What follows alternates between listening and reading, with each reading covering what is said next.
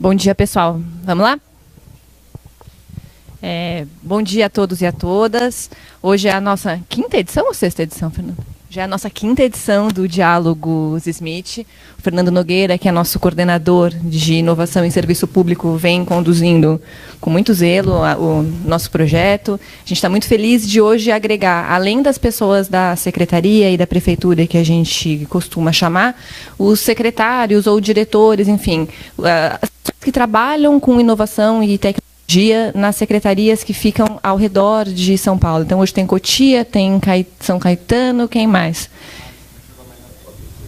Itaquaquecetuba, enfim, agradeço muito a presença de todos. Eu acho que é muito bacana a gente começar a trabalhar essa rede informal de colaboração entre as secretarias e demais cidades. Hoje a gente vai falar sobre movimento maker. O secretário Daniel está na China, então eu estou aqui fazendo as vezes dele, e também porque ele está na China, eu estou fazendo as vezes dele, e vou pedir desculpa e sair em seguida, porque não está fácil substituir o Daniel.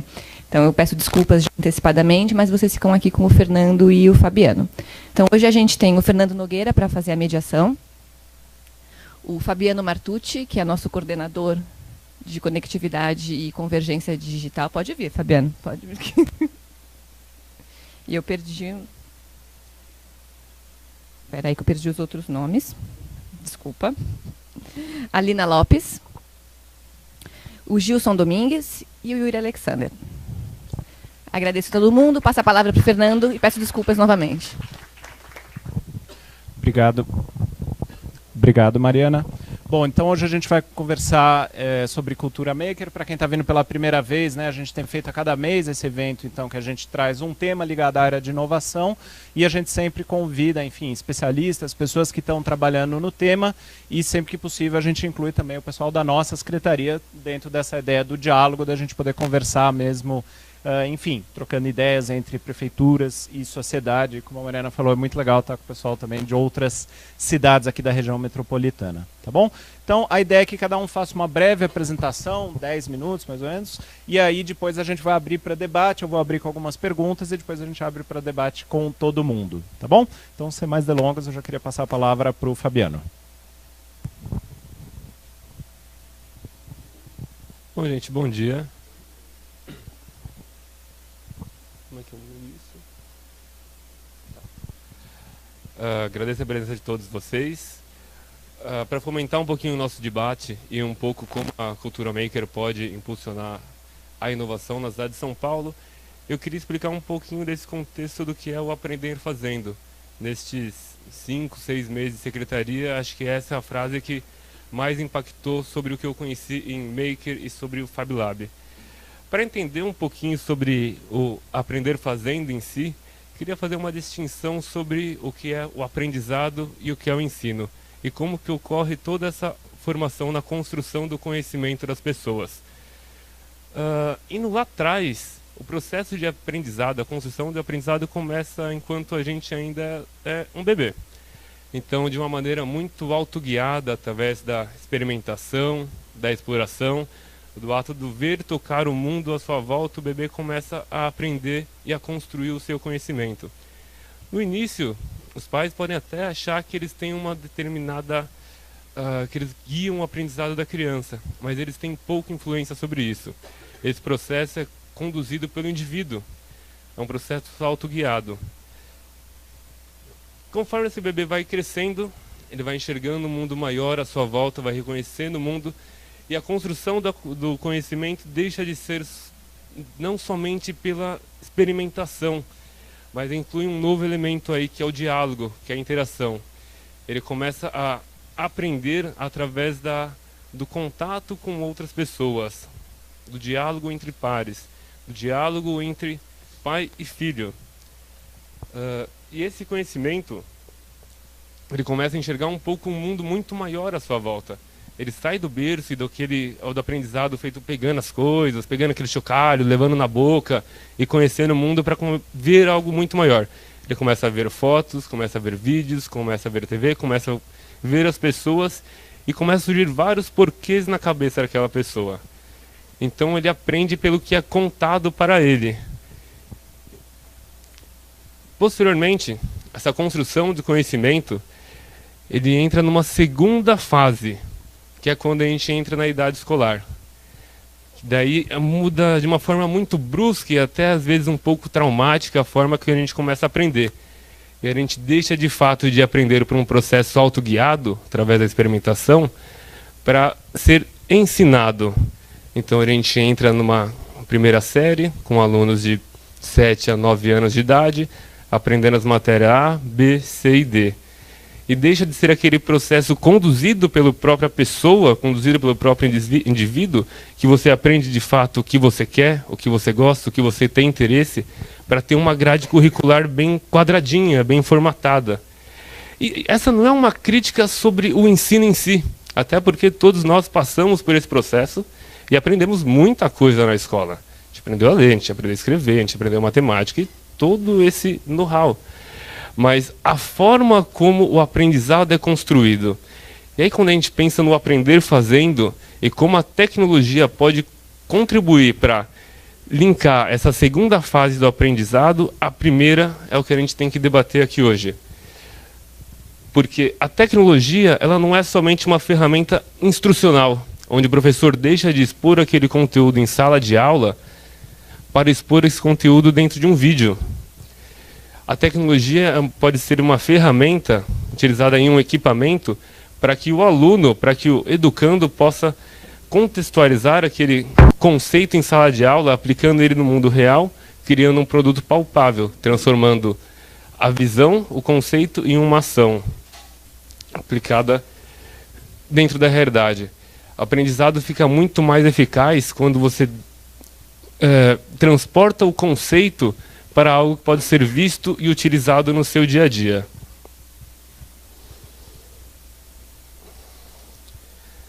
Saindo da teoria, vamos mostrar um pouquinho como funciona isso na prática. Eu trouxe só um case para vocês, que é o case do jogo da onça. Tá? O jogo da onça, ele é de origem indígena e, diferente do que vocês estão vendo aqui nesse tabuleiro, que é o produto final desse projeto, ele é construído com riscos no chão pelos índios, onde os cachorros e as onças são pedras. E uma característica muito distinta de um jogo tradicional, disputado entre duas pessoas, é que ele não é uma disputa entre iguais. É diferente da dama de xadrez, que todos têm a mesma quantidade de peças, todos têm a mesma possibilidade. Aqui as estratégias são diferentes, porque vocês podem ver que nós temos 14 cachorros, que são os pontinhos verdinhos, e uma onça. O objetivo dos cachorros no jogo da onça é encurralar a onça. O objetivo da onça é comer os cachorros. Então ele tem essa característica bem diferente de um jogo de estratégia. E como que foi feito esse processo? Como que é conduzido o processo de aprendizado? Primeiro, esse processo ele foi liderado pelo professor Adalberto, um professor da Rede Municipal de Ensino, que buscou alunos da rede pública, alunos da sexta, da sétima e do nono ano, para produzir o tabuleiro do jogo da onça. Então, a primeira característica é que não eram alunos da mesma série, não eram alunos da mesma idade, não eram alunos do mesmo gênero. A segunda característica é que o jogo da onça ele não existia, de fato, dessa forma. Então, todo o processo de construir esse jogo, de mostrar qual que é o formato da onça, qual que é o formato do cachorro, qual que é a cor do cachorro, qual que é o tamanho do tabuleiro, e levar todos esses alunos da rede municipal para dentro do Fab Lab para colocar isso em prática, é o que gera o valor do produto, é o que gera o valor da nossa inovação. Não é o valor do tabuleiro, mas tudo que foi construído e aprendido durante todo esse processo. Como que inicia esse processo quando você leva os alunos para dentro do Fab Lab e fala, e aí, gente, vamos construir o jogo da onça? Ah, legal, vamos. O que é o jogo da onça? Qual que é o modelo? Busca um modelo no Google. Não tem modelo. Tem que começar do zero. Tem que começar um trabalho colaborativo e criativo. E como que ele começa? Não sei se vocês repararam na foto anterior. Dá uma olhada nesse tabuleiro aqui. E olha ele aqui, sendo desenhado na folha de papel. O início de todo um projeto colaborativo com crianças de várias séries diferentes, de várias idades diferentes. E aí você começa a não só aprender a história da cultura indígena, que era o objetivo inicial do professor, mas trazer a multidisciplinariedade desse conceito e trabalhar inovação, trabalho colaborativo, trabalho em equipe, a criatividade, a tomar a decisão e realmente o aprender fazendo. Porque você chama os alunos, leva para uma primeira oficina, vão aprender uma oficina de impressora 3D. Legal, como é que desenha o cachorro? Como é que desenha a onça? Qual que é o tamanho específico do cachorro? Qual que é a cor que vai ser esse cachorro? Define essa primeira etapa, vamos desenhar o tabuleiro. De novo, uma nova oficina, cortadora laser, o CNC, enfim, leva para a cortadora, prototipa, cria o produto, o primeiro produto, cria o tabuleiro, olha o resultado final desse tabuleiro, não ficou bom. Putz, esse tabuleiro é muito pesado, imagina o professor carregando todos os dias na sala de aula 5 tabuleiros desse, não vai dar certo, vamos tentar de novo, vamos aprender fazendo. Então, diminui a espessura do tabuleiro, faz um novo protótipo e vai construindo o produto até chegar no resultado final. Então é interessante falar o quanto foi aprendido, o quanto várias matérias foram aprendidas e aplicadas dentro de um contexto real. E não só aquela aula expositiva da cultura indígena, falando sobre o que é o jogo da onça, a história indígena, a história brasileira, mas aplicar isso em algo realmente que eles gostem e que eles tenham interesse. E gerar inovação, inovação aberta. Inovação por quê? Inovação é um produto da criatividade, criando algo que não existe. E é algo que necessariamente não precisa ter um valor financeiro, mas tem um valor para cada um daqueles alunos e principalmente para o professor. Inovação aberta, porque hoje o Jogo da Onça está disponível na internet, para que qualquer pessoa, qualquer aluno ou qualquer professor possa baixar esse projeto, levar para a sua escola em qualquer estado ou cidade brasileira e replicar ele dentro de um laboratório, trazendo o mesmo conceito. Esse é o aprender fazendo, a ideia que eu queria jogar para vocês para fomentar o nosso debate, o nosso diálogo. Era bem simples, só 2 slides mesmo, para ser um pouquinho curto. E finalizo minha fala, agradeço vocês. Gilson, posso passar para ti? Legal. Muito obrigado, Fabiano, pelas palavras. E agora, então, eu queria passar para o professor Gilson. A gente está fazendo de um jeito bem informal, então eu vou deixar cada um de vocês se apresentar, tá? Não vou dar todo o currículo. Bom, primeiramente, bom dia, obrigado pela atenção. Meu nome é Gilson Domingues, sou professor universitário, designer. Dou aula em escolas de tecnologia e design, né? Então, na Belas Artes, eu dou aula de design de produto e na FIAP, design de games.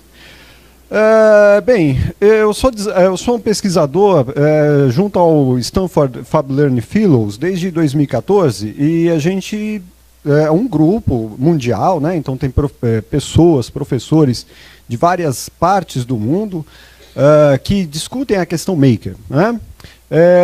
E eu vim aqui convidado pelo pessoal do Smith, agradeço esse convite, a honra, porque a gente vai defender a questão do Fab Lab, do Makerspace, do Hackspace, né? Esses lugares onde se fazem coisas.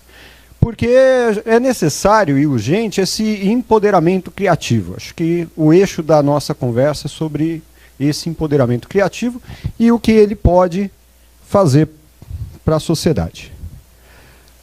Primeiro, assim, eu fui convidado para fazer uma primeira ajuda, né, para o Fab Lab no início do ano.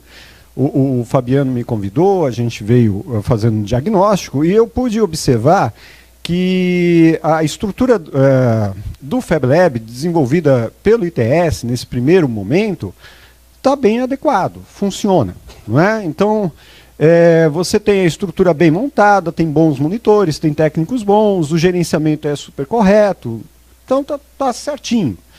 O projeto técnico pedagógico está bem resolvido também, né? E assim, acredito que se há alguma coisa que eventualmente possa interferir no desenvolvimento do projeto, da rede, não é exatamente por responsabilidade do que está feito até agora, né? O que está feito até agora está dando conta. Agora, tem um problema grave. E isso é uma coisa que acho que a gente, né, cidadãos, a sociedade, aqui os gestores, a gente tem que se preocupar em resolver, porque o Fab Lab é um excelente formigueiro sem formiga. né? Então, tem muito potencial, tem pouco uso, né, ainda, e não está atingindo o propósito. Tá longe, mas tem um problema também, né? Eu pude acompanhar que, longe da gente solucionar isso, por conta de restrições orçamentárias agudas e tudo mais, houve um retardo para a gente pensar na estratégia, né? Então foram 8 meses aí, praticamente quase um ano, que a gente ainda não conseguiu achar o caminho das pedras para resolver esse problema agudo aqui, que ele é muito importante. Né? Então, eu fico pensando assim, por que o FabLab é pouco usado? Né? Aí, sei lá, eu acredito que eu vou ir atrás de outro problema, é a discrepância de DH dentro da cidade de São Paulo, do desenvolvimento humano. Porque você vê que temos regiões aqui em São Paulo que o IDH é próximo de um país nórdico, né? E já tem, então Moema, por exemplo, é maior do que a Noruega. Engenheiro Marcilac, em contrapartida, é igual ao Gabão, na África. Então, vejam que o nosso FabLab hoje, ele está posicionado em regiões que não vão privilegiar essa periferia. E aí, assim, será que isso também não está atrapalhando? Não é? É óbvio que esse problema de discrepância de DH afeta a geração de riqueza, influindo no custo com segurança, saúde, etc. e tal. Né? Nós temos, talvez, uma possibilidade seja pensar na conexão desses pontos que já tem. Né? A rede, de alguma forma, já existe. Basta conectá-la. Né? Então, eu sei que existe pouco recurso, mas a gente já tem a rede FabLab, temos os telecentros, temos os CELS e escolas públicas, né? E temos profissionais competentes, tanto na educação, quanto no setor de cultura, quanto no FabLab. Esse mapa aqui é uma mistura de 2 mapas da prefeitura, um que é dos CELS e outro que é dos telecentros. Então, a gente observa que o CEL, ele contempla melhor, né, a estrutura de CEL e telecentro contempla melhor do que o do próprio FabLab. Tá? Por conta disso, aí surgem algumas hipóteses. Vejam que, né, a gente sabe o quanto é difícil pensar na gestão pública de uma forma holística. Mas, questões. Por que não Makerspace FabLab por CEL? Por que não Hackspaces, Makerspaces nos telecentros? FabLabs envolvem um investimento muito alto. O Hackspace, você tem algumas Arduinos, pronto, aquilo virou um Hackspace. Né? O Makerspace também, na verdade, Hackspace e Makerspace muito parecido, né? Esse conceito, mas não é tão caro quanto um FabLab. Práticas vinculadas com escolas públicas, quer dizer, como é que a gente consegue, né? O Fabiano fala bastante disso, como é que a gente consegue levar isso para a escola pública, né? O diálogo com universidades para pesquisa. É importante para a universidade esse tipo de pesquisa, né? Tanto as de educação, quanto as de design, de engenharia. Espaço de fomento e treinamento ao pequeno microempreendedor. É uma hipótese também para gerar renda, né? A abordagem, então, enfim, considerando isso, né, a gente podia ter também uma abordagem que privilegiasse a periferia. Não é inédito isso. Né? Em 2016 houve um edital da prefeitura, lei de fomento para cultura. Então, 9 milhões foram destinados para coletivos culturais na periferia de São Paulo. Né? Agora vejam, né, isso estou falando no setor da cultura, contra 121 milhões que a Fundação Teatro Municipal usa. Então, percebem, tudo bem, temos problemas orçamentários, mas será que se você manejar adequadamente, né, eu não sei como é que é a situação exata aqui na Secretaria de Educação, na Secretaria de Inovação, mas é uma questão de investimento, né? E por que Maker, gente? Então, vamos lá, eu vou só falar aqui rapidamente por que eu acredito nisso, né? Um Maker ele pode mudar país, né? Então, em 1902, um garoto de 16 anos trouxe um motor da Dinamarca para a Islândia. E ele colocou aquilo num veleiro, né, e mecanizou o veleiro. Tá?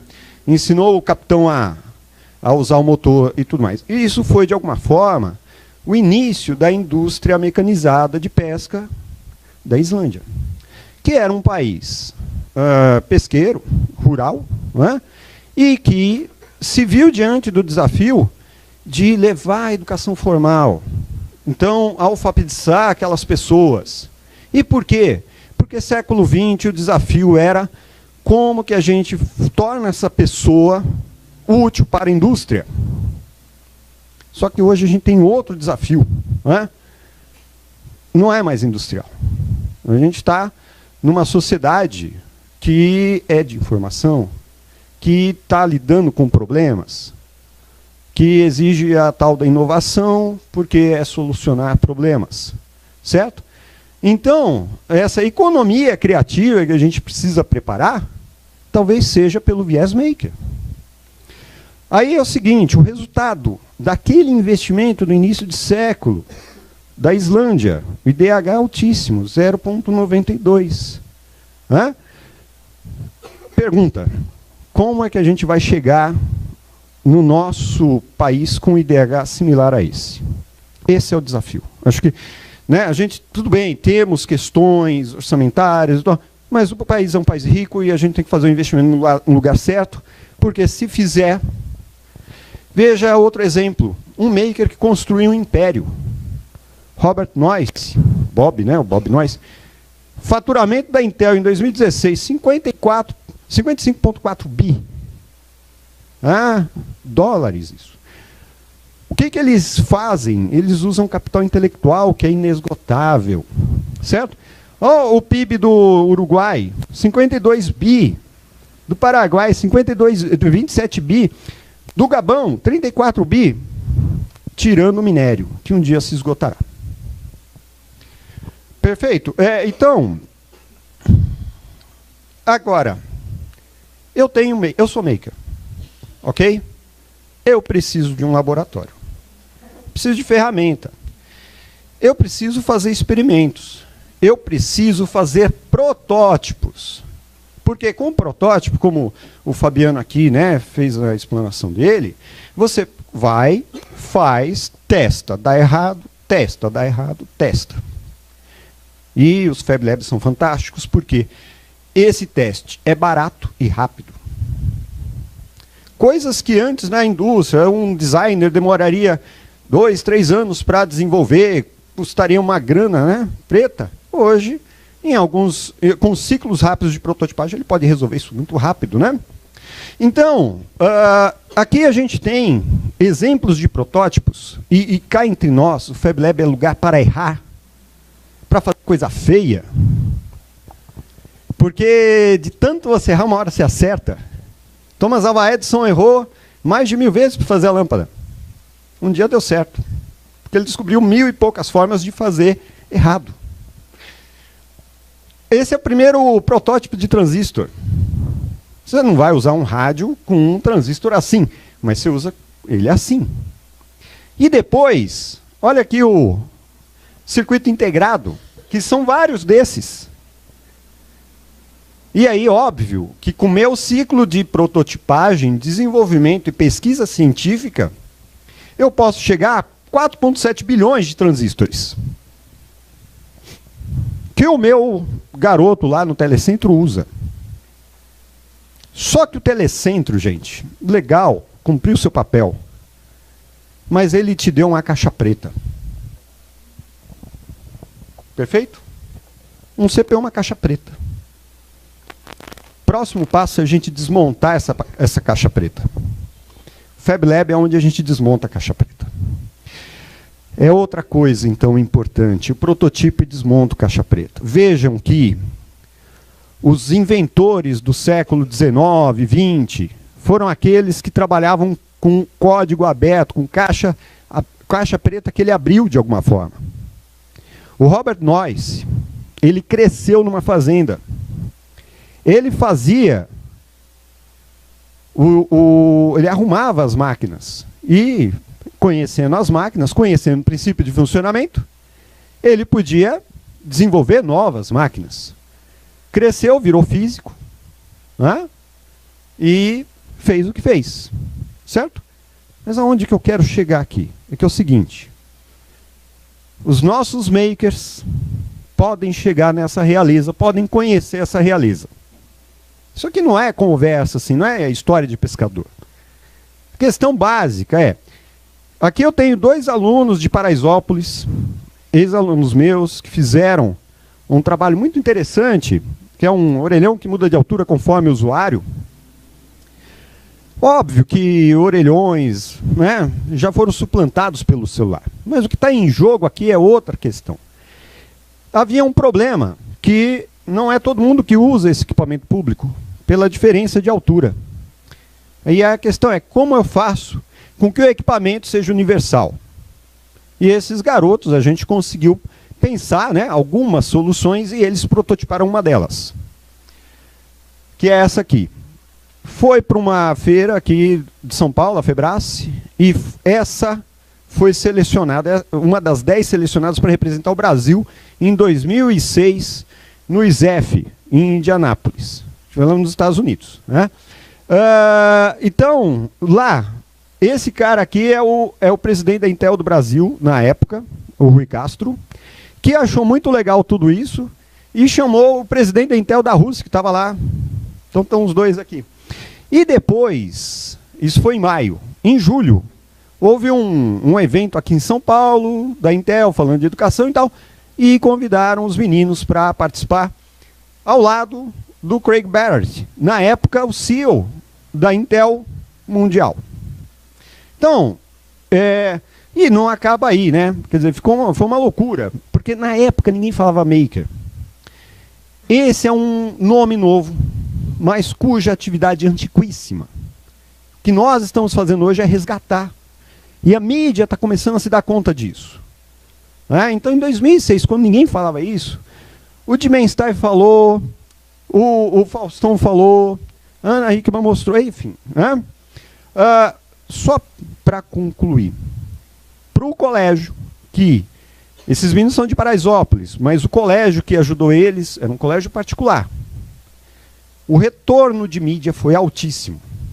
Se for para pensar em retorno financeiro, né, o retorno de mídia foi altíssimo. Tá? Só que tem um problema. Uma vez obtido o objetivo, né, o colégio não manteve a política, infelizmente, porque a gente podia ter ido muito mais longe. Se começou assim, imagina onde a gente podia ter chegado. Né? Mas lógico, porque o colégio particular, a missão dele não é... Opa, desliguei aqui. A missão dele não é essa. Tá? Agora, tem lugares que ainda fazem isso. Centros universitários no mundo todo, aqui na USP, professor Zancu, Belas Artes. Inclusive, quem quiser conhecer a Universidade de Belas Artes, fique à vontade, a gente vai ter muito prazer de recebê-los. E alguns riscos detectados, né, que a rede, a rede FabLab, por questão de falta de recurso, pode ter problemas aí de diminuição de quadro operacional, né, os profissionais, diminuição de unidades e tudo mais. Tá?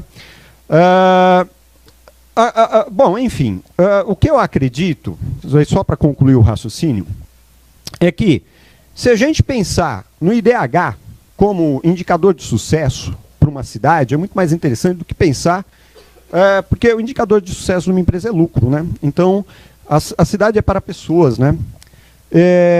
E, enfim, a gente tem que estar privilegiando essa questão pública, porque o FabLab é um equipamento educacional público, e temos aqui essa grande responsabilidade, essa semente que está na mão da gente. Tá? Como é que isso vai ser o futuro? Quer dizer, que semente que a gente vai estar deixando aí para o futuro? Quais são os makers que a gente... Né? O país precisa de solucionadores de problemas. Engenheiros, arquitetos, designers. Tá? Só uma curiosidade, quem puder depois assistir ao filme Revolução dos Cocos, aqui a gente tem revolucionários makers. Os caras conseguiram conseguiram expulsar uma mineradora, obter a independência e depois conseguiram essa independência pacífica, né, por meio de inovação técnica dentro do que eles tinham e competência técnica. Tá? Bom, enfim, então resumindo, educação não é despesa, é investimento, e queria agradecer a todos a atenção. Muito obrigado, professor Gilson. Agora eu queria então chamar a Lina Lopes, que é fundadora do ateliê Lilo.zone e também vai continuar então essa conversa com a gente sobre espaços makers, cultura maker. Então tá, bom dia para vocês. Rafa, você conseguiu...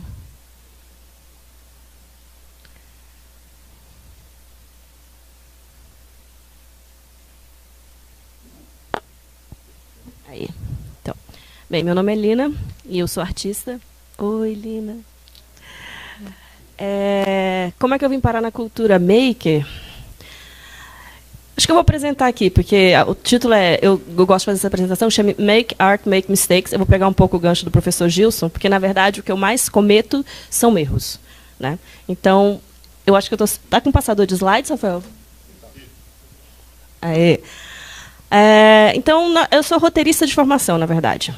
Eu vim do teatro, eu vim da dança e acabei formando na área de cinema. Mas eu atuei no teatro, eu atuei na dança, mas nunca atuei na área de cinema. Sempre achei muito chato e comecei já a trabalhar na época, que o que me interessava... cinema, querendo ou não, fotografia e cinema são as primeiras artes que elas são baseadas no maquínico. Né? Você tem uma máquina ali para mediar uma relação que você tem entre a imaginação, a representação, a observação. Então, naturalmente, ali do cinema eu comecei a trabalhar com o que eu trabalho hoje, que foi dentro da área de arte e tecnologia. Então, acho que eu vou comentar sobre um grande erro que eu cometi na minha vida, que foi abrir um espaço. A gente, enfim, dentro da cultura maker, a gente chama esses espaços de espaços makers por conta do maquinário que está envolvido lá dentro. Eu prefiro chamar o termo ateliê, né? Porque apesar da gente ter impressora 3D, cortadora laser, cortadora de vinil, uma bancada inteira de eletrônica montada, e a gente trabalhar especificamente com o uso criativo de tecnologia, eu acho que o Makerspace ele acaba focando muito na infraestrutura e o mais interessante quando eu falo ateliê é porque você pensa em pessoas usando ele. Você pensa no espaço que é vivo, no espaço que é versátil, numa bancada de trabalho que você monta e desmonta e de várias coisas que vão acontecendo ali dentro. Então, a gente gosta de dizer que é um ateliê para uso criativo de tecnologia. E aí existe muito isso dentro... Para quem veio do teatro, é relativamente comum, né? Você dá para o cenógrafo assim, uma banana e um chiclete, ele tem que resolver o problema da cenografia que está acontecendo, porque a estreia daqui a 1 hora. Então, dentro do teatro, é comum o uso de tractanas, é comum o uso de ser inventivo, engenhoso, criativo, e isso talvez até por uma limitação de recursos, né? Mas, no fim das contas, você quer o quê? Você quer contar uma história. Então, eu gosto muito, a gente sempre gostou muito dessa coisa da filosofia do faça você mesmo, até porque a gente não tinha muitas outras opções. Mas no ateliê o que a gente pratica é façamos isso juntos. É muito legal agora, principalmente com a educação à distância, né? Todo mundo acompanha, várias coisas estão na internet, com tutorial. Mas é muito mais legal quando você encontra outra pessoa que é tão pirada quanto você em transformar as coisas. E aí a gente tenta praticar isso no ateliê. Eu dirijo né, aquela porra toda, mas ele é super aberto para qualquer proposta ou experiência que queiram ser feitas lá dentro. Lá dentro, basicamente, o que a gente faz assim, tem muito a ver com consultoria. Eu vou mostrar um pouco dos projetos para vocês entenderem. Mas antes, eu vou mostrar o erro que me levou ao erro de abrir um espaço. Eu estava em Barcelona, e aí eu entrei num projeto. Por um erro de tradução, na verdade, eu achei que era um troço para fazer maquetes e, na realidade, microarquitetura era um conceito para fazer instalações urbanas. E aí era uma instalação urbana na praia de Barceloneta e os projetos tinham seus conceitos. O nosso conceito era que, não sei se vocês conhecem a praia de Barceloneta, ela foi montada para a Olimpíada de 92, assim, uma coisa meio Rio, assim, 2016. Mas a nossa proposta era que a onda do mar invadisse o gradil, que é essa parte que fica em cima, onde as pessoas caminham, enfim, a cidade toda está para cá, né? E aí essa praia é uma praia artificial. De tempos em tempos eles repõem areia nessa praia. Tá, então foi meu primeiro contato. Eu falei, legal, eu sou dentro do meio das artes, assim, você tem vários suportes, né? Eu não pinto nada, eu não faço... Sempre trabalhei mesmo com tecnologia. E aí tem sempre metodologias, né? Ou eu herdei metodologias da engenharia, e aí depois eu acabei lidando muito com o pessoal do design de produtos, que também tem suas próprias metodologias. E as artes são bastante livres na sua criação de metodologia, né? Tanto no teatro, na dança, mesmo nas artes plásticas ou na escultura, a metodologia, inclusive, faz parte da assinatura do artista, né? Então, nesse projeto, eu pude fazer parte de um fluxo de trabalho de design de produto, de interiores, enfim, de mobiliário. E, então, passava por todos esses conceitos assim, sobre o que a gente queria para essa estrutura. A gente queria que ela dialogasse com a cidade, fosse camuflada, tivesse entrada de luz, mas a gente tinha um material que ele era plano, a gente tinha chapas de MDF. Como que a gente faz as chapas de MDF terem formas orgânicas, né? Então, isso foi um desafio conceitual e foi a primeira vez que eu lidei com o mundo da fabricação digital. Então, para quem, acho que a maioria que tem um contato por conta do Fab Lab com fresadoras de madeira. E aí, como é que a gente pega um material que ele é originalmente plano e não necessariamente tem que criar cubos ou ângulos retos com ele, né? Como é que a gente faz curvas com ele? Então, eu criei esse jogo, que era um jogo de... O comprimento ele é muito maior do que a largura, então isso gera um bending na estrutura, gera uma possibilidade de tensão por curvas. Então, eu tinha 3 dimensões e comecei a brincar com essas 3 dimensões na maquete. Eu vim da área de videomapping, de programação generativa. Enfim, minha mãe é física, meu pai é engenheiro, meu irmão é agrônomo. Eu virei artista, mas eu fui obrigada a fazer programação quando eu tinha uns 15 anos. Né? Afinal de contas. E aí essa é a fresadora, enfim, para quem não conhece. Então eu estava acostumada a lidar com o mundo do algoritmo, e o mundo que se resumia em mostrar para você na tela todas as suas ideias e conceitos. Então, foi a primeira vez que eu tive que ficar usando uma furadeira de bancada, lixar material, perfurar, porque o protótipo, ele depende, o meu estudo de tensão dependia muito do material. Então, acho que as 2 primeiras maquetes que a gente fez, ou 3 primeiras maquetes, elas funcionavam enquanto maquete. Depois de feita a maquete, que a gente passava ela para o mundo digital. Então, começou a rolar uma brincadeira entre o artesanato, né, vamos dizer assim, né, entre a artesania e os processos digitais. Durante esse processo, eu pensei assim, poxa, mas a minha estrutura funciona só com tensões. Não faz sentido eu ficar toda vez refazendo maquete para descobrir como ela vai se manter em pé. Aí eu perguntei para o arquiteto lá em Barcelona, como é que eu calculo todas as modificações que eu quero fazer nessa estrutura e ela continuar se mantendo em pé com essas tensões? Aí ele falou, você não faz isso. Eu falei, mas como é que vocês arquitetos fazem? A gente desenha e manda para o engenheiro calculista. Isso não faz o menor sentido. Afinal de contas, eu tenho uma máquina hoje, esse meu celular hoje na minha mão, ele é capaz, tem mais processamento do que quando o homem foi para a Lua. Não é possível que eu não possa fazer isso dentro do computador. E aí eu descobri que era possível, junto com o pessoal de design paramétrico. Mas, só para mostrar um pouco de onde eu venho desse Paranauê aqui, ó, dança. A dança, para quem... Isso aqui é um projeto que a gente fez no Museu de Arte Contemporânea no passado. Então, os bailarinos, eles praticam a dança moderna do Laban, que basicamente você se dança dentro de uma figura geométrica. O Laban, ele criou uma partitura em que você está dentro de um cubo, então você toca a diagonal de um cubo aqui e um cubo aqui. Então, o seu braço vai fazendo esse desenho dentro de um sólido geométrico. Pode ser um icosaedro, enfim, pode ser qualquer um dos sólidos platônicos, né, que eles chamam. E eu falei, legal. E aí comecei a fazer uma visualização gráfica do movimento desses bailarinos e dos músicos.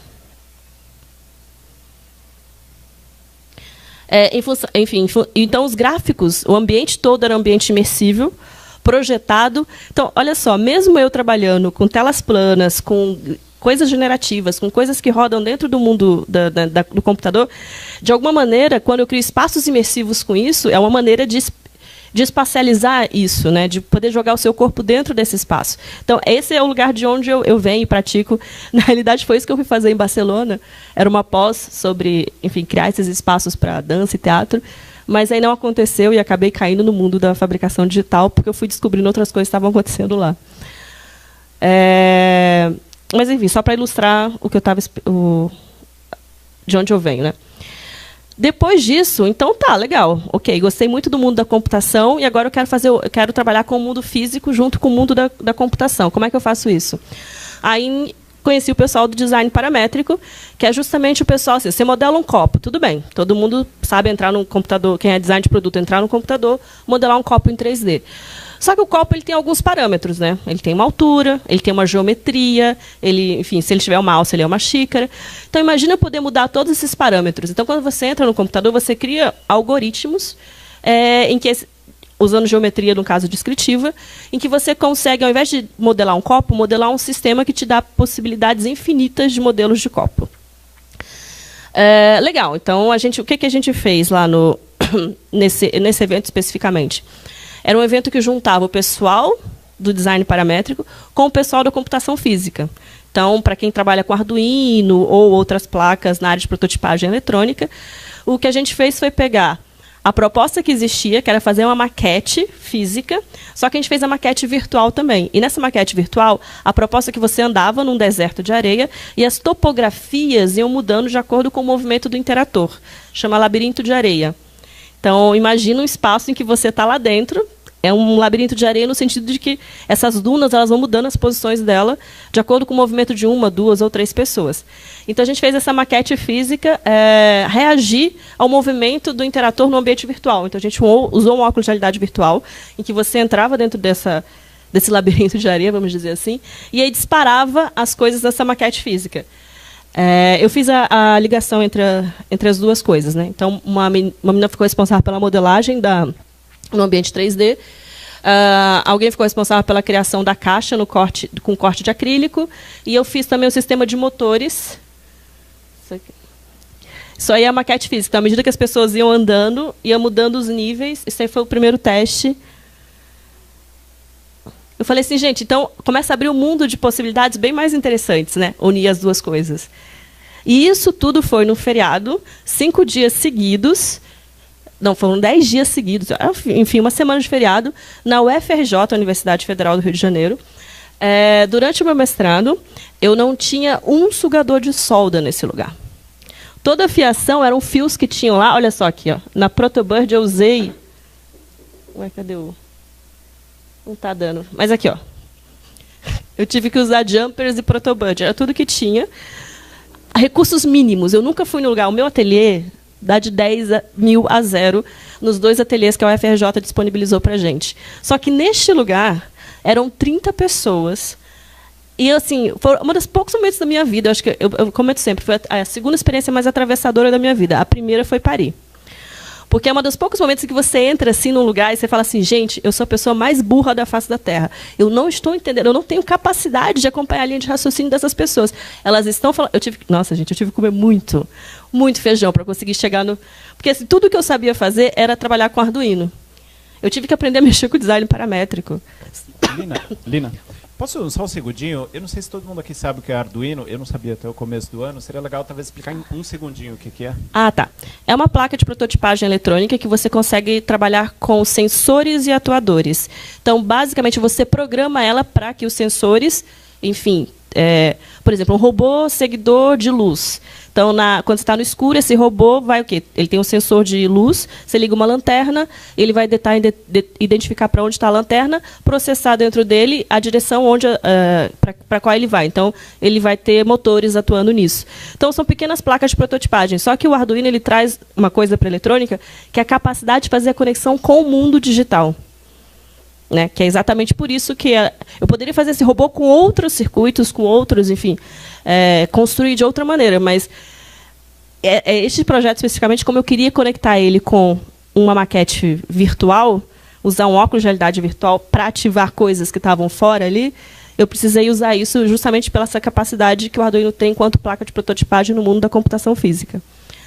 Mas, enfim, não tinha recursos nesse lugar, gente. Eles tinham uma cortadora... A minha cortadora laser é mais potente que a deles. Eles cortavam até 3 milímetros. Eu fiquei pensando...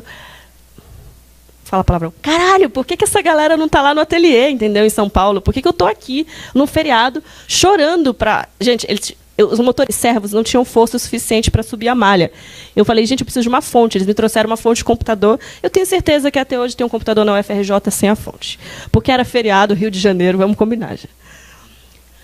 Tá, balanços interafetivos. Vocês lembram que meu primeiro erro foi fazer parte de um projeto que era uma intervenção urbana, né? Eu continuei insistindo nisso, de fazer intervenção urbana. Agora eu dei uma parada com isso. Mas o Red Bull ele tem uma residência que chama Tecnologia e Cidade, Red Bull Basement. É uma residência para pessoas que trabalham com tecnologia e querem propor alguma coisa para a cidade. Acho que um pouco talvez tenha a ver um pouco com a pegada do Mob Lab também, nesse sentido. mas ele é um pouco mais aberto. E aí o que a gente propôs? Vamos fazer uns balanços, né, que você coloca na cidade, e aí quando você põe a mão no balanço, ele se acende. Aí os mentores, mas é isso? É um balanço que acende? Eles olharam para a gente, eles detestavam a ideia. Falei, sim, você não quer colocar uma API do Twitter, integrar isso de alguma maneira? Não. Tipo, enfim. A gente fez um balanço grande o suficiente. É minha filha. A gente fez um balanço grande o suficiente para que 2 ou 3 pessoas tivessem que sentar e dar as mãos para poder acender o balanço. Sem isso, ele não acendia. E aí, o que é mais estranho, porque você tem 2 meses para prototipar, para fazer esse troço funcionar. Nós somos o único projeto que realmente foi para a rua. A gente instalou aqui no viaduto do Chá e fez os testes de usuário durante uma noite lá. A minha parceira no projeto, essa que apareceu primeiro, a Giovana. Qual que era a nossa questão? Quando a gente pensa muito em tecnologia, a gente tem objetos técnicos, principalmente assim, dentro de pesquisas de universidades, que eu já vou mostrar, que são pesquisas de muito alto nível. Então, ninguém espera, tipo, na área de tecnologia, existe um fetiche muito grande pelo objeto técnico. As pessoas esquecem que tecnologia é conhecimento aplicado. Então, esse circuito aqui não tem Arduino. Eu não precisava integrar ele com a API do Twitter, né? Vamos combinar. Ele tem 2 transistores e um capacitor. É um circuito que custa, sei lá, 50 centavos de real. Isso é, tipo, a gente está falando de urbano, a gente está falando de São Paulo, a gente está falando de centro de São Paulo, a gente está falando de um equipamento que ele pode ser danificado. Ele tem que ter um custo muito baixo. E aí a experiência de luminosidade numa cidade como São Paulo, ou como qualquer outra cidade no Brasil, está muito relacionada à questão de segurança. Então, eu acho muito perigoso quando as pessoas que trabalham em tecnologia ficam pelo fetiche do objeto técnico e esquecem que eles são usados por pessoas.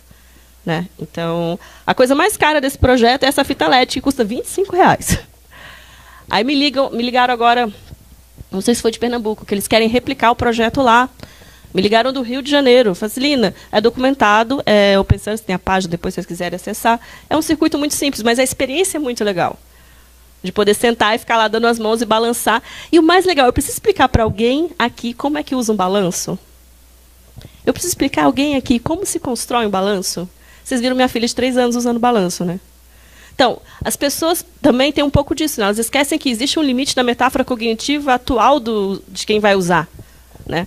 Não adianta eu dar uma interface... Alguém gosta de baixar um aplicativo no celular que você fala assim, ai, que porra, eu não consigo usar isso. De ter, às vezes, tanta raiva do Waze, sabe? Eu fico, ai, meu Deus, podia ser tão mais esperto. Mas... Aí eu vou falar de... Consigo. Eu já falei da parte da DeLonga. Eu vou falar só de uma outra experiência que foi assim, experiência coletiva. A gente sempre tenta propor isso. Então, a gente queria fazer um inflável, uma roupa inflável para uma drag queen performar. Durante 5 noites, as pessoas disponibilizaram o seu tempo, a gente abriu o ateliê, e não foram qualquer pessoas. A Rita, por exemplo, fez parte desse projeto. Inclusive, se eu não me engano, eu estou usando a blusa dela. Basicamente, era um grupo de pessoas muito grande, mas nem todo mundo conseguia se comprometer. Por quê? Porque tempo vale mais do que dinheiro. Só que eu tinha 20 pessoas ao longo de 5 noites. A gente desenhou que ia fazer esse protótipo das roupas que inflam para a drag queen performar. Era uma questão de discussão de gênero, inclusive, né? De corpo, enfim, de várias questões. E aí, na primeira vez, a gente usou uma válvula de encher cilindro. E não dava certo. E aí, no outro dia, veio outra pessoa, mas o projeto estava documentado, que a gente escrevia no Flipchart toda noite. E aí veio outra pessoa e falou, mas por que vocês estão usando válvula? Porque é o que a gente tem. Não, mas espera aí, vamos ali na farmácia, comprou um medidor de pressão, tirou a válvula do medidor de pressão. E aí a gente tinha 3 estados ao invés de 2, infla, para e desinfla. Enfim, divergência, a gente diverge muito. Se tiver áudio, vocês vão ouvir a voz da Rita gritando. Mas assim, cílios postiços condutivos. Isso a gente fez porque a gente podia, porque a gente ficou pensando, vamos pôr a drag queen para piscar o olho, e no fim a gente criou um produto que nem foi usado. E olha que legal quando você descarta uma ideia boa. Quer dizer que todas as outras são muito melhor. E aí o último projeto que eu quero mostrar, que aí foi um projeto que eu e a Rita ficamos 3 semanas dentro de um laboratório, numa universidade, podendo usar o laboratório de Química e o laboratório de Bioquímica. A gente conheceu a doutora Kátia. Então é um projeto de uma tatuagem condutiva temporária. Então, você toca na tatuagem e acendem uns LEDs, né? Que é essa experiência aí que eu pus no vídeo rapidamente. Então, a gente fez essa pesquisa, eu propus essa pesquisa na universidade, e eles disponibilizaram o laboratório. A gente não tinha os recursos muito além, a gente tinha uma verba muito curta, não tinha muito além do que o que eles disponibilizaram lá no Laboratório de Química e de Bioquímica. E a gente encontrou a doutora Kátia, que é uma professora muito louca, inclusive ela respondeu o e-mail, que ela pesquisa o quê? Biofilme. Todo mundo quer substituir plástico hoje em dia, né? Então, ela criou lá um biogel à base de caju, que é lavável em água. E a gente, enfim, eu fiz ateliê, né? A gente faz tinta em ateliê. E a gente usou isso como um veículo do pigmento metálico. E ele pode ir direto na pele, porque ele é caju. E o pigmento metálico que a gente usou, no caso, era grafita. E agora a gente vai continuar a pesquisa junto com o pessoal do Instituto de Grafeno. Então, assim, é muita experimentação que a gente não sabe se vai dar certo. E essa é a grande questão. E eu não posso chegar para a Natura com esse projeto e falar, então, me dá dinheiro para investir nisso, porque a primeira resposta que ele vai me dar vai ser, mas... Natura é só um exemplo, tá? Não é que eu tenha que chegar na Natura, só porque me ocorreu esse nome. Mas... Em quanto tempo a gente consegue ter esse produto no mercado para as pessoas usarem enquanto maquiagem, não sei o quê? Não sei. Não sei nem se vale a pena escalar. Ele é uma experiência, é um experimento. Então, o que a gente trabalha é muito antes. A gente trabalha naquelas expansões de modelos mentais, né? De poder pensar que, tipo, gente, o céu é o limite dentro da prototipagem. E, no fundo, talvez, dinheiro, pensando no Brasil até, inovação não tem nada a ver com dinheiro, talvez. Porque se a gente pensar que esse investidor está preocupado com o quê? Porque ele não pode investir em tempo. Né? E a gente é um país com juros muito altos, e os juros correm em função do tempo. Então, talvez essas experimentações só sejam possíveis em parcerias entre espaços abertos. Eu não vou mostrar a bactéria geneticamente modificada, porque a gente não tem tempo. Nem esse projeto, que eu quero muito fazer ainda, que é o Future Lab. E eu vou só concluir, então, que todos esses projetos eles foram possíveis porque as plataformas elas são em redes, elas são compartilhadas, porque são projetos abertos e porque a gente traz para dentro do processo de criação os protótipos. Né? A gente não, eu detesto conversa, eu detesto. Reunião tinha que ser feita, gente, com todo mundo em pé, embaixo da chuva, segurando uma bola de boliche, para durar no máximo 10 minutos, entendeu? Então, enfim, então, obrigada. E aí ficam os meus contatos, caso... Enfim. Muito obrigado, Lina. E depois, enfim, tenho certeza que o pessoal vai poder ver mais projetos e mais ideias lá no seu site. E conversando aqui depois também. E agora, finalmente, então, para a última fala, antes da gente abrir para o debate, eu queria chamar o Yuri Alexander, que é líder de projeto no Fab Lab. Oi, gente, bom dia. Eu vou ficar aqui do lado, vou seguir o professor Gilson. Eu tenho a dura missão de ser o último, né, na fala. Eu acho que está todo mundo um pouco cansado, mas espero estar à altura. Bom, dentro do universo de possibilidades para falar de movimento maker, quando foi feito esse convite, eu agradeço o convite, eu pensei nessa temática, Fab Lab público, o movimento maker e participação comunitária. Em vez de a gente ficar conceituando sobre movimento maker, Fab Labs e coisas do tipo, eu queria falar sobre a experiência prática que eu estou tendo nos Fab Labs. Bom, o Fernando sugeriu quem sou eu, né? Assim, o meu envolvimento com... Meu nome é Yuri, para quem não me conhece, prazer. Vou dar um oi, Lina, oi, Yuri. Atualmente eu sou líder de laboratório na rede Fab Lab Livre SP. E o meu envolvimento com o movimento maker, ele veio... como é que eu poderia dizer? Ele veio sob pelo menos 4 perspectivas diferentes. A primeira delas foi por meio de por meio de Fab Labs privados. Antes daqui eu morava em Brasília e tive a oportunidade de estar junto com o pessoal do BSB Fab Lab, participar de uma residência de meses lá, que eu entendi a dinâmica de um laboratório e enfim, todos os seus processos. Uma perspectiva mais acadêmica aqui no meio, principalmente tentando investigar a educação e movimento maker, participando de eventos ou escrevendo. E dentro do jornalismo, que é uma das minhas áreas de formação também, eu tive a oportunidade em 2015 de escrever sobre o assunto no estado de São Paulo, vulgo Estadão, que a gente produziu um caderno especial de 8 páginas, 30 conteúdos online, exclusivamente sobre movimento maker, que talvez tenha sido, acho que talvez o primeiro documento de fôlego aí do jornalismo brasileiro no assunto. Mas a verdade é que, apesar dessas 3 perspectivas, assim, a quarta delas é o Fab Lab Livre SP, a verdade é que nenhuma dessas 3 aqui que eu mostrei se compara ao que eu estou vivendo aí ao longo do quase 1 ano e meio com o Fab Lab Livre SP, de pensar e executar uma política pública pautada em laboratórios de fabricação digital. Bom, para quem não conhece, rapidamente, em linhas gerais, o Fab Lab Livre SP hoje tem 12 laboratórios, 4 considerados grandes, que estão aí azul, e 8 verdes. As cores estão um pouco parecidas, né? Então peço desculpa, pouco contraste, mas 4 laboratórios grandes e 8 pequenos. Mas para além de mostrar o mapa, eu queria falar sobre as entrelinhas dele, assim. Eu acho que esse mapa ele acaba mostrando uns aspectos que eu acho mais interessantes do projeto, que é a diversidade dele. Se vocês forem no laboratório da Galeria Olido, que fica aqui do lado, se vocês forem no Centro Cultural São Paulo, Chácara do Jockey, Céu Anhanguera, Itaquera, Céu Heliópolis, vocês vão ver laboratórios diferentes. Eu costumo dizer que cada laboratório ele se adequa ao perfil técnico da equipe, mas principalmente à comunidade na qual esse laboratório está inserida. Então, acho que esses são aspectos importantes para dar a cara dos laboratórios. E isso vale ressaltar. A gente tem um projeto único, chamado Fab Lab Livre SP, mas que, de acordo com a localidade, em uma cidade caótica, por assim dizer, com São Paulo, cada laboratório acaba assumindo uma cara, e aí, consequentemente, a gente tem essa diversidade que eu acho muito potente para essa política pública. Ou seja, nós, e aí quando eu falo nós, eu falo eu e vocês, os que compõem a Smith, a gente tem o desafio de trabalhar com um conceito criado em contextos alheios ao nosso, apesar de tangíveis, se a gente for pensar um mundo conectado, e torná-lo possível potente em contextos comunitários específicos de uma cidade como São Paulo. Yuri, como assim?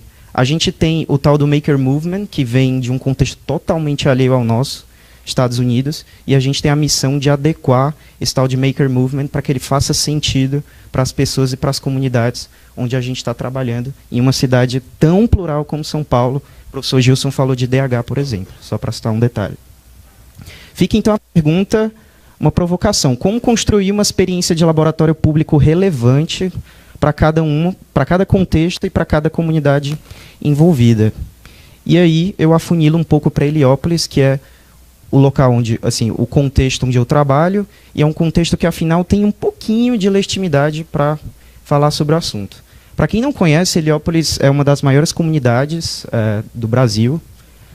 Fala-se de 200 mil habitantes, então a gente está falando de uma cidade dentro da cidade, quase que literalmente. E talvez um dos aspectos que mais vale a ressaltar de Heliópolis é que a gente tem uma sociedade civil muito organizada. E aí a gente está falando de associação de moradores, coletivo de mulheres, coletivos LGBT, coletivos de jovens, coletivos relacionados à memória e à história de Heliópolis, entre outros. E Heliópolis, por si só, é um case, a gente poderia dizer um case conhecido internacionalmente na área de educação, porque a partir de determinado momento e episódios na comunidade que aconteceram, a partir do momento em que a comunidade passou a dar mais atenção para a educação, algumas transformações acabaram acontecendo. O que é que eu quero dizer com isso? A gente, com esse tal de movimento Maker, a gente acha que é a nova história do mundo, a nova Coca-Cola aí do mundo, e lá há anos eles já estão pensando formatos de desconstrução da educação, novas formas de ensino, etc.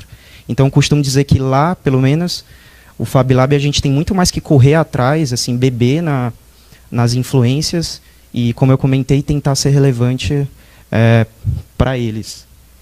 E, bom, e aí uma nova pergunta que não deixa de excluir a outra: como ser relevante para o bairro educador de Heliópolis?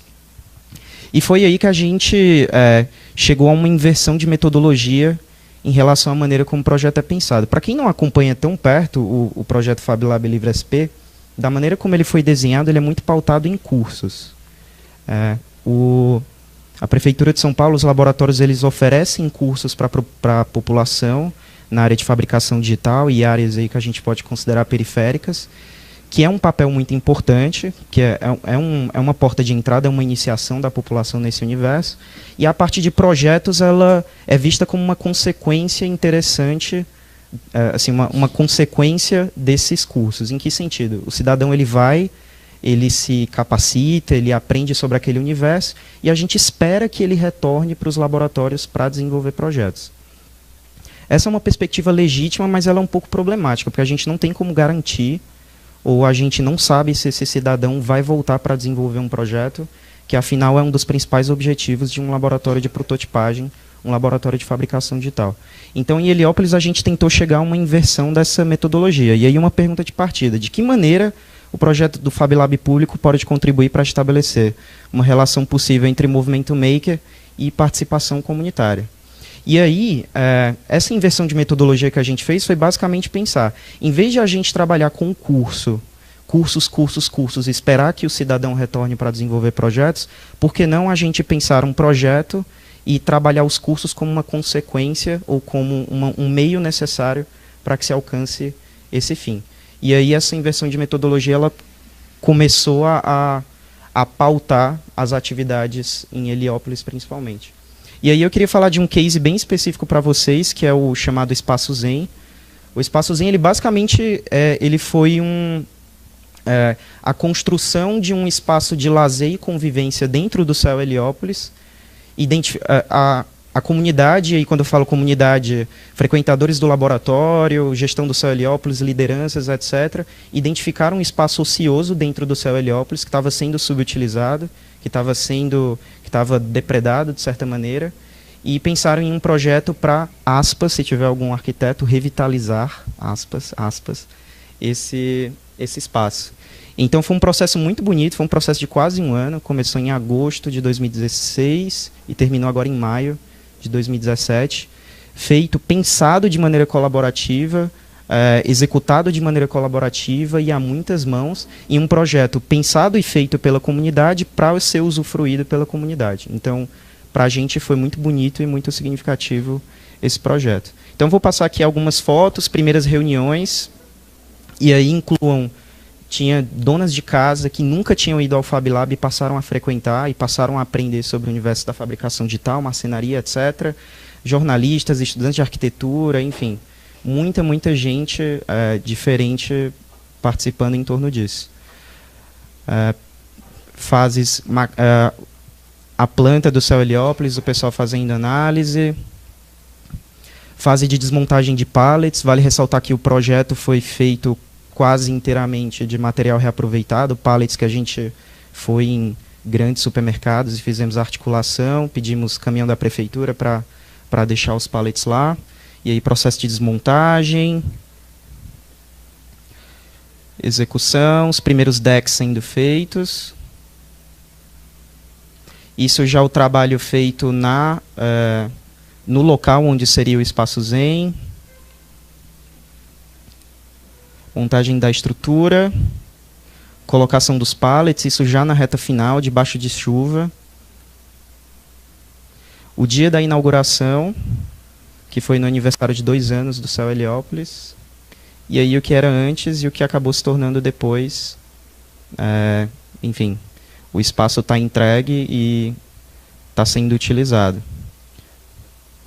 Esse projeto, essa perspectiva de inverter uma metodologia, que na verdade a gente basicamente está fazendo uma metodologia orientada a projetos, na verdade, ela nasceu de outro projeto que vem do primeiro mês do Fab Lab, lá em abril de 2016, que foi o chamado Expresso Infantil, que foi um projeto que inspirou... 10 minutos? Tá. Eu vou te pedir mais uns 4, tá? Por favor. O Expresso Infantil, que foi um projeto que a gente fez para a creche, que tem dentro do CEL Heliópolis. Para quem não conhece o ecossistema do CEL, existem creches, em Heliópolis tem a ITEC, tem escolas de ensino fundamental. E aí, se vocês forem agora pela manhã lá no CEL, vocês vão ver um mar de crianças e as educadoras e os educadores tendo que lidar, às vezes, com 6, 8 crianças, carregar no braço, oh, meu Deus, o menino correu, vai morrer, né? E esse projeto apareceu pelos coordenadores de educação e esporte de criar um meio de transporte também com materiais aproveitados que podiam ser usados pelos professores e educadores no banho de sol das crianças. Então, esse projeto, que foi no primeiro mês, eu lembro que a gente estava em época de montagem de laboratório, treinamento de equipe, foi muito caos assim, fazer esse projeto, mas também foi muito bonito ter feito. Ele acabou servindo de inspiração para o que viria com o Espaço Zen meses depois. E aí, para finalizar, eu queria falar assim também, maneiras de a gente pensando... então, quando eu falei do Espaço Zen, do Expresso Infantil, tudo pautado naquilo que eu falei de movimento maker e participação comunitária. Cases, assim, que poderiam ser interessantes. Mas também queria ressaltar parcerias e articulações, que foram outras tentativas de estabelecer a participação comunitária dentro do laboratório. Parcerias como, por exemplo, a Diretoria Regional de Educação do Ipiranga. Hoje, se a gente for analisar, passados 1 ano e meio aí de projeto ou mais, a relação entre Secretaria de Inovação e Secretaria de Educação ela já está muito mais consolidada, o debate está muito mais sólido. Mas lá em junho de 2016, a gente iniciou um movimento de parceria com a ADRE Ipiranga para fazer formações com professores da rede pública municipal, para apresentá-los esse universo do laboratório de fabricação digital e, principalmente, a gente conseguiu unir o conteúdo que eles trabalham na escola com o universo de possibilidades que o laboratório proporciona, para que não fique só uma aula de 3D por 3D, laser por laser ou coisa desse sentido. De que maneira eles podem trazer o conteúdo de ciências e etc., matemática, enfim, português, geografia, para dentro do laboratório. No nosso último levantamento, foram 56 instituições impactadas, então, formações aí com professores de 56 instituições só do Ipiranga, que vão desde creches até escolas de ensino fundamental. E um aspecto interessante é que cada professor ele atua como multiplicador. Em que sentido? O professor ele se sensibiliza é sensibilizado com a dinâmica do laboratório e retorna com as suas respectivas turmas e alunos e ecossistemas para dentro do espaço. Então essa foi a primeira formação que a gente teve em julho de 2016 com professores de informática, e aqui algumas outras formações. Essa daqui especificamente já foram 2 professoras, a Glória e a Evelyn, de uma escola chamada Abrão Huck, que voltaram com seus alunos para o Fab Lab a posteriori. Centro Paula Souza, essa é uma parceria recente. Quem aqui é de São Caetano aqui? Heliópolis faz divisa com São Caetano, então, mais recentemente a gente conseguiu ultrapassar aí a fronteira, por assim dizer, do governo do estado, fazer essa parceria com o governo do estado. Então, hoje, a ETEC Jorge Street, que fica em São Caetano, que faz divisa ali com Heliópolis, literalmente incluiu na grade, assim, não dá para dizer literalmente, mas incluiu na grade dos alunos da ETEC formações dentro do Fab Lab, dinâmicas, atividades, projetos, de maneira a impulsionar os TCCs, os TCAs desses alunos. Então, essa é uma parceria recente, começou em maio de 2017, umas fotos de junho. Serviço de medida socioeducativa e serviço de proteção à vítima de violência, estou acabando. A gente também realiza trabalhos com serviço de medida socioeducativa, ou seja, jovens que cometeram crimes, infrações, passaram por casas de detenção, então no processo de reinserção. A gente também tem jovens fixos lá e formações com grupos. Grupo de estudos eu vou pular, que foi uma maneira que a gente encontrou de desconstruir o formato de aula dentro de Heliópolis. Então hoje, aos sábados, a gente tem um grupo de programação tocado pelos próprios participantes. Então a gente faz com que o conhecimento circule. Intercâmbios, parcerias com os coletivos e a comunidade maker de São Paulo. Vou ressaltar o primeiro delas, o Programaria. Depois de uma longa conversa com as meninas, depois de eu ficar, pô, meninas, venham para Heliópolis é incrível, vocês vão gostar e tal. A gente teve a última formação sábado passado, dia 22. Esse foi do último sábado, e essa é de novembro de 2016. Garoa Hacker Club, mesma coisa, conheço alguns dos meninos e meninas que fazem parte do Garoa. E aí fiquei, pô, vamos para Heliópolis, vamos trocar com... O Garoa Hacker Club é um hackerspace, um espaço fica em Pinheiros. E aí falei, pessoal, vamos para Heliópolis, trocar com o pessoal de lá, etc. E aí em março de 2017, esse ano eles fizeram oficinas simultâneas, uma de Processing, uma linguagem de programação, e uma de eletrônica para garotada. E o Mirante Lab, que hoje é uma dos espaços referências aí no tema de drones, não só aqui em São Paulo, mas nacionalmente. Lá em agosto de 2016, a gente fez essa parceria. Eles trabalharam brinquedos de baixo orçamento, com impressão 3D, etc. Aí o Guilherme trocando com a molecada de Heliópolis. Bom, gente, é isso. Foi um pouco rápido aqui. Espero que vocês tenham gostado, não tenha sido enfadonho. Muito obrigado. Valeu. Muito legal. Obrigado, Yuri. Bom, obrigado a todos pelas apresentações super legais, deu para conhecer bem mais, então, enfim, o que é essa cultura maker, né, das várias visões muito legais e complementares que a gente teve. E agora, então, eu queria passar, enfim, já a palavra para a audiência, perguntas que vocês tiverem. O Felipe está circulando ali com o microfone, então, quem tiver alguma pergunta para fazer, por favor, fique à vontade. Enquanto vocês vão se aquecendo, acho que eu vou já começar. O que eu queria ver um pouquinho de vocês, ver quem quiser comentar.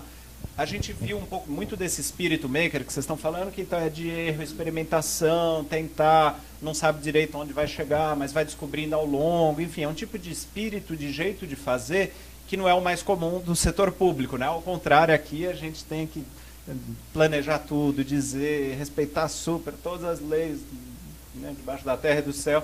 Então, enfim, como é que a gente combina essas duas coisas que num primeiro momento parecem tão extremas, tão uma contrária da outra, assim? Acho que primeiro tem uma questão cultural no Brasil que é, não importa, você pode fazer uma escolha muito acertada dentro do setor público, a gente vai falar mal. Né? E eu acho que isso faz parte de um projeto maior de desmantelamento mesmo de escolha política. Então, eu acho que já que vai falar mal mesmo, ou talvez eu seja um pouco mais radical, né? Mas de alguma maneira, assim, tem uma questão. Eu falei isso, parece que era uma piada, mas não é, né? De fato é isso. Eu esqueci de comentar, né? Eu tenho uma experiência pessoal. Minha mãe, ela coordena a Secretaria de Ciência e Tecnologia do Estado em Goiás. E aí eu vi, né, um laboratório inteiro, né, na área de climatologia, meteorologia, enfim, hidrologia ser montado, enfim, tem as questões de modelagem, as associações com as bolsas de pesquisa dos fundos e etc. E, enfim, eu falei, eu tinha comentado que ela era física. E a coisa do banco de dados, então ela me obrigou a programar, me ensinou a programar, porque ela falou, não, banco de dados, isso há 15 anos atrás, banco de dados é o futuro. Né? E hoje o Goiás tem o maior banco de dados climatológicos do Cerrado, numa época em que não existia agência nacional, né, que regulamentava isso, ou que regulamentava os formatos da base de dados, ou que regulamentava os relatórios e as coisas que as empresas, enfim. Então, eu acho que talvez uma das questões é, dentro desses centros que, né, estão sendo trabalhados de tecnologia, quem são essas pessoas chaves, né, que estão pensando essas coisas que vão fazer resultado daqui a 15 anos? Será que, olhando para, né, não para a infraestrutura, que nem eu falei, mas para as pessoas, para o corpo, né, como que você investe nesses projetos? E aí o outro desafio, né? Levando em conta que tem esse centro que ela coordena, tem 16, 18, sei lá, tem muitos anos que ela trabalha. Ele sobreviveu a várias mudanças de governo, né? A cada 4 anos. E a questão é, o cargo é um cargo que, de alguma maneira, tem ali, ela não é vinculada a nenhum partido político, e ela se manteve. Então, como que você também mantém um projeto para além, né, da sua... sei lá, da sua posição política, né, uma coisa que o projeto se sustente por tanto tempo. Então, são desafios que eu acho que não tem a ver com o que a gente faz da cultura maker.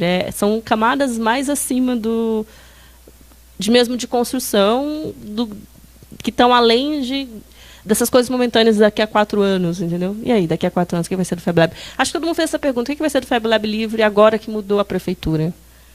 E essa foi uma preocupação muito grande, enfim, do secretário, etc., da gente manter, né, o que eu acho que dá certo, e, claro, sempre tentando melhorar o que dá para melhorar. Justo? Quanto a essa questão da organização vindo de cima e a de baixo, né, porque no final o CMaker é você se auto-organizar. A gente eu acho que temos uma sociedade extremamente autogenerativa. O professor Álvaro Gregório, ele fala do governo como plataforma, né? Então, se a gente pensar que o governo vai criar uma placa de Petri, onde você faz a cultura de bactérias, e nós somos a cultura de bactérias, eu acredito que não tem antagonia, né? Tem complementaridade. Né? O poder público organiza a estrutura, parametriza, e a sociedade, de alguma forma, toma conta daquilo e começa a usar, gerando, né, depois gerando resultados aí que podem ser bons, né, enfim. Tá? Muito bom. Acho que já tem uma pergunta ali da plateia. Oi? Não, tem... Oi. Bom dia. A minha pergunta é para o Yuri, porque não é todo dia que a gente tem o prazer de estar com o que a gente chama de burocrata da ponta, né? Quem está implementando a política pública Chão de fábrica, mesmo, né? né? Então a gente sempre vê do lado mais conceitual. Acho que todo mundo falou sobre o tema, né? Que muito mais do do it yourself, do it with others, né? Como fazer com os outros. Eu estive já no Fab Lab Heliópolis, uma coisa que eu gostei bastante pela sua própria apresentação, né? De pensar pelo projeto engajando primeiramente, muito antes da própria tecnologia ocupar esse espaço, né? Até no Céu Heliópolis tem lá uma geladeira de ideias, onde o pessoal coloca suas próprias ideias para desenvolver projetos futuros. Da sua perspectiva, né, como alguém que está lá na ponta, implementando a política, como é que se dá esse compartilhamento de conhecimento? Como é que a rede Fab Lab hoje interage? Como os laboratórios fazem projetos juntos? Ou como deixam de fazer, de repente? O que você acha que poderia melhorar? Enfim, um pouco essa sua perspectiva de quem está na ponta mesmo. E num Fab Lab super atuante. Tá. Só deixa eu organizar as perguntas. A primeira delas é assim... sobre pensar a rede como um todo. Essa é uma preocupação pulsante. Tipo, mais do que laboratórios atomizados, é aquilo que eu falei. A gente tem, cada laboratório ele tem sua cara ali, sua faceta, mas a gente está falando de uma política pública que cobre uma cidade importante como São Paulo. Então, uma das principais preocupações que a gente tem, eu pelo menos tenho, é de fortalecer a perspectiva de rede. A gente tem uma grande dificuldade que é a distância geográfica e diferença entre comunidades. Então, o ritmo é muito frenético do laboratório. O famoso cruza e corre para cabecear. Mas a gente... E assim, um dos aspectos interessantes é que a própria equipe técnica não é formada por pessoas de formações únicas. Então... eu tenho uma pegada, eu sou programador, então eu tenho uma pegada mais programação robótica. A gente tem vencedores de prêmio de design imobiliário em outros laboratórios, arquitetos em outros, engenheiros em outros. Então, acontece muito de chegar em projetos e uma pessoa quer trabalhar com molde de silicone, por exemplo. Eu sei trabalhar com molde de silicone, mas eu falo, tem o César lá no CCJ, que é o especialista nessa área. Então, você pode trabalhar aqui em Heliópolis 80% do seu projeto e 20% você... desenvolver lá. Dentro do meu papel de líder, eu tento fazer uma circulação entre laboratórios. Fico especificamente ali entre CCSP, Heliópolis, Vitororó, só que nem sempre a demanda de Heliópolis é muito forte, por ser um laboratório grande, etc., o ritmo de atividades, e nem sempre eu consigo estar presencialmente, mas eu vejo como uma das minhas atribuições tentar amarrar, mesmo com a peculiaridade de cada comunidade, cada região, tentar amarrar aí como um todo procedimentos e etc. E os projetos, eles vêm, o Espaço Zen teve participação, por exemplo, do Ricardo, daqui da Olido. A parte da base, ele trabalhou com a ONG Teto, que, enfim, casas populares, rápidas, feitas de madeira, então ele tinha todo o know-how de construção da base ali do que foram os decks por cima. Então a gente vai se utilizando desses conhecimentos também da equipe, tentando a essa maneira fortalecer a perspectiva de rede.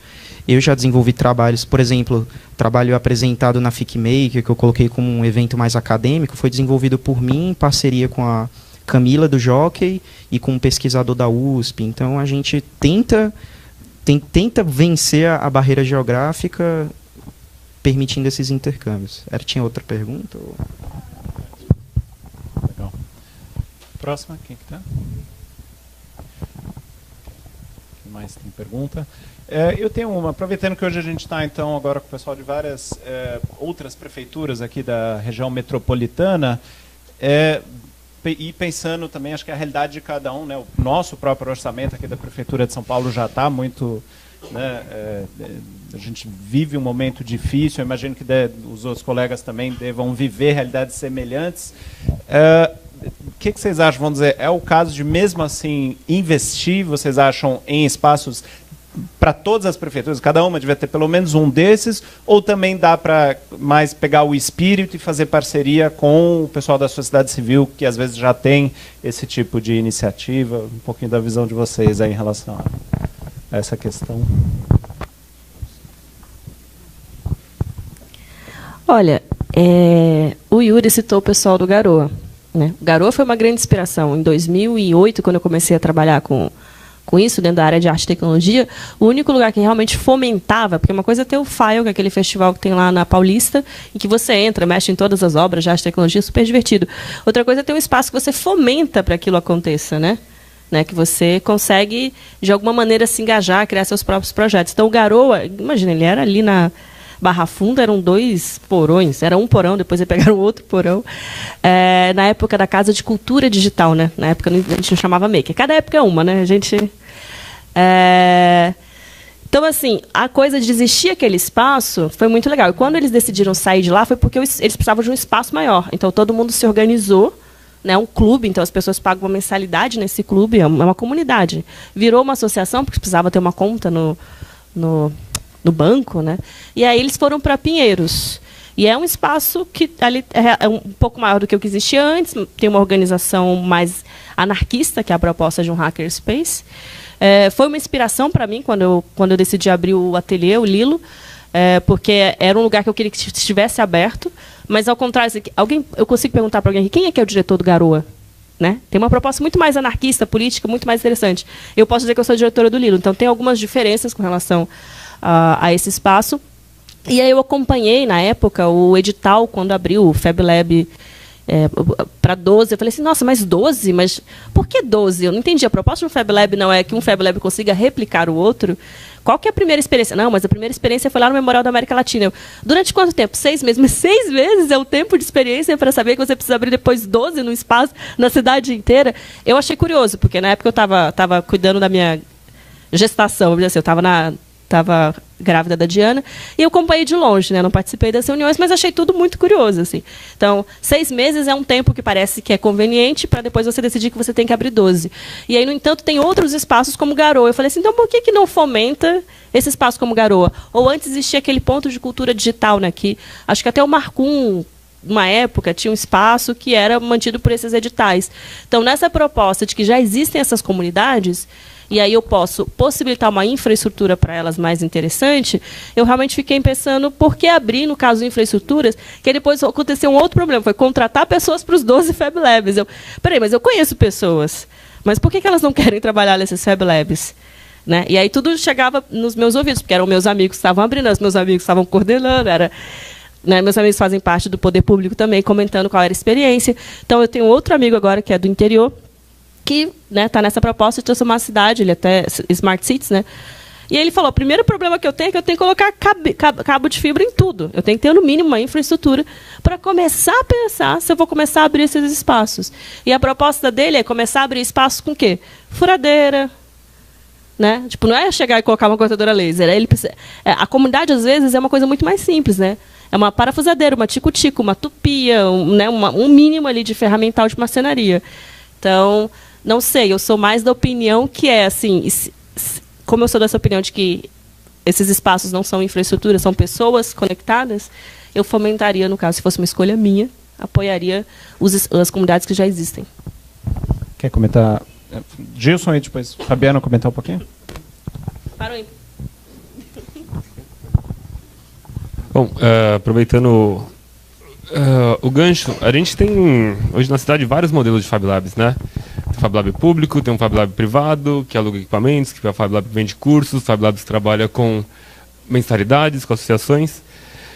E o que a gente vê hoje na cidade de São Paulo, até aproveitando o que o Gilson falou, por que não ter um Fab Lab em cada céu, né? Por que não ter muito mais Fab Labs?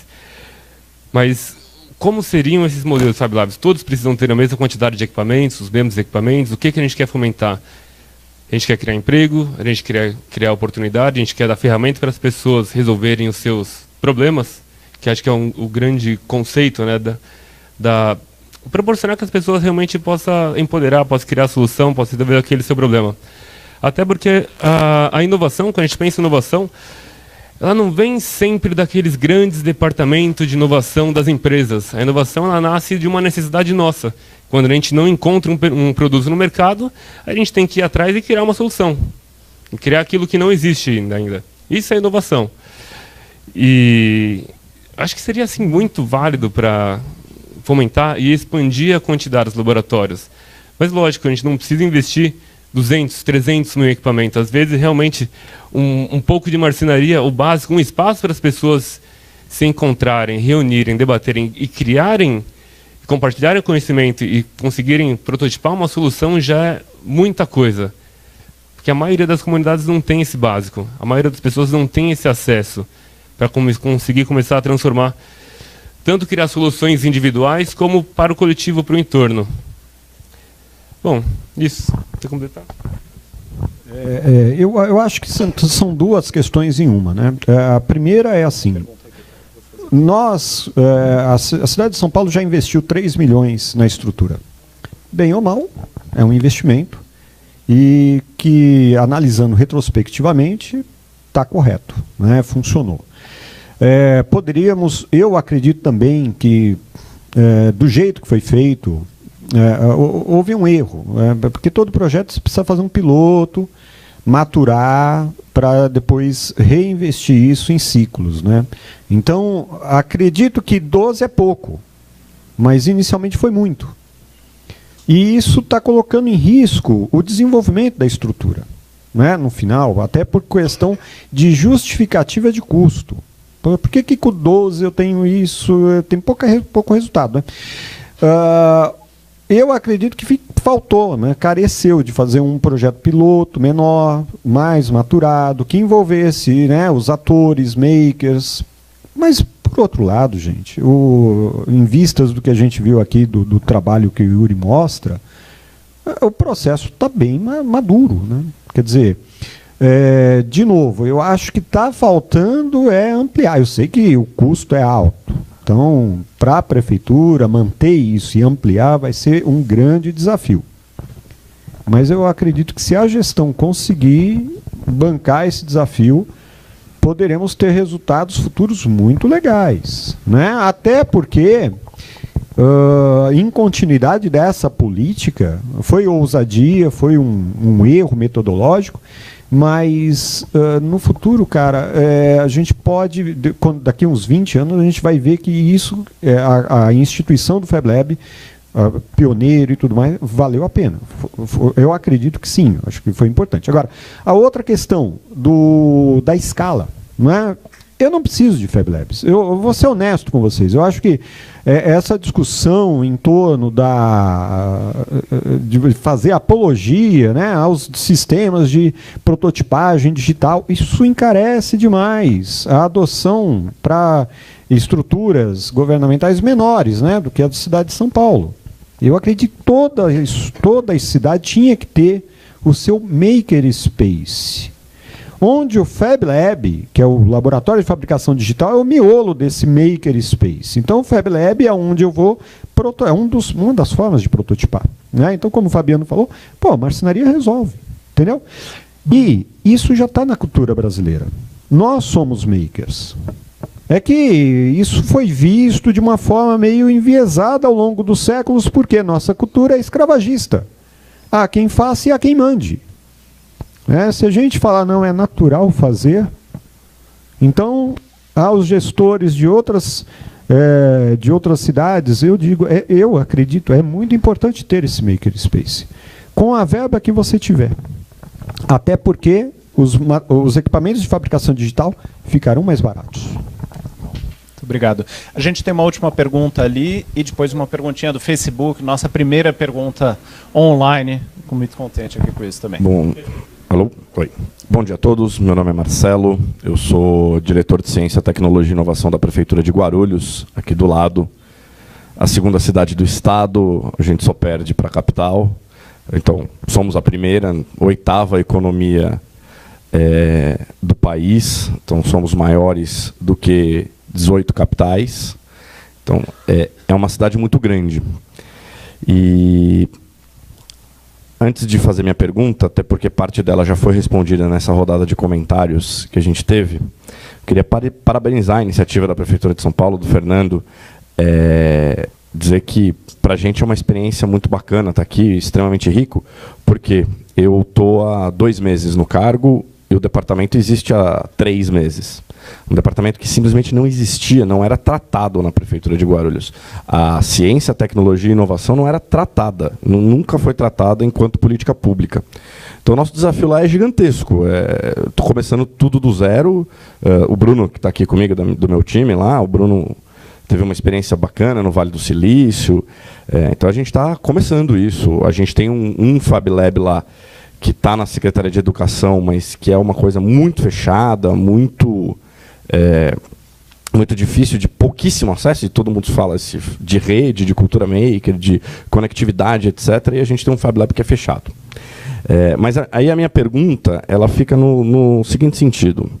Só dando um dado impressionante da Prefeitura de Guarulhos, da cidade de Guarulhos. O orçamento de Guarulhos é de 4 bi, mais ou menos, por ano. A gente deve 8 bi. A gente pegou uma prefeitura absolutamente quebrada. Então, numa realidade de completa falta de recursos, a nossa realidade é de completa falta de recursos. Sabe qual é o orçamento do meu departamento para esse ano? Zero.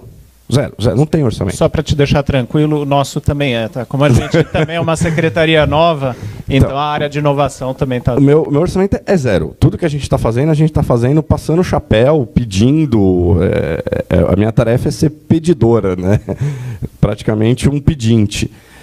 Dentro de uma realidade, então, de orçamento zero, e a perspectiva para o ano que vem não é das melhores. Talvez eu tenha ali uns 20 mil reais para comprar alguma coisinha. Não mais que isso. Contratar gente fora de questão. Propor um concurso público fora de questão. Então, nessas condições, eu pergunto, como que vocês pensam que possa ser uma relação saudável do poder público com o setor privado, uma vez que a gente não consegue financiar com as próprias pernas? E muito disso, muito da necessidade dessa rede conectada, e mesmo desconsiderando essa infraestrutura de cabo, de fibra ótica, que não é a nossa realidade, como é que a gente consegue estruturar isso? Que seria uma relação saudável entre o setor privado e o setor público para esse tipo de rede, para que essa cultura maker aconteça numa cidade que é bastante pujante? É isso, obrigado. Bom, eu vou aproveitar a pergunta muito simples do Marcelo, que vocês vão ter cada um minuto para responder só, porque daí já vai de fala final para vocês. E eu vou aproveitar também que o pessoal do Facebook também pediu, se vocês, ao se despedir, também poder deixar o contato, quem quiser saber mais, conversar com vocês, como é que acha vocês, tá bom? E, começando pelo Yuri, também uma pergunta muito específica do tamanho da equipe do Fab Lab Heliópolis. Tá. Bom, na rede Fab Lab Livre SP, os laboratórios pequenos, considerados pequenos, apesar de que esse conceito aí eu acho que vai ser subvertido, os pequenos têm 2 técnicos e os grandes têm 2 técnicos e um líder. Vale ressaltar aí que nesse meio de campo a gente também tem auxílio de estagiários, eventualmente da prefeitura, nem sempre, porque, enfim, questões contratuais. E mais recentemente, uma pessoa, assim, funcionários do programa Operação Trabalho. Então, durante muito tempo trabalhamos com a equipe clássica, aí, 2 técnicos nos pequenos, 2 técnicos, um líder no grande.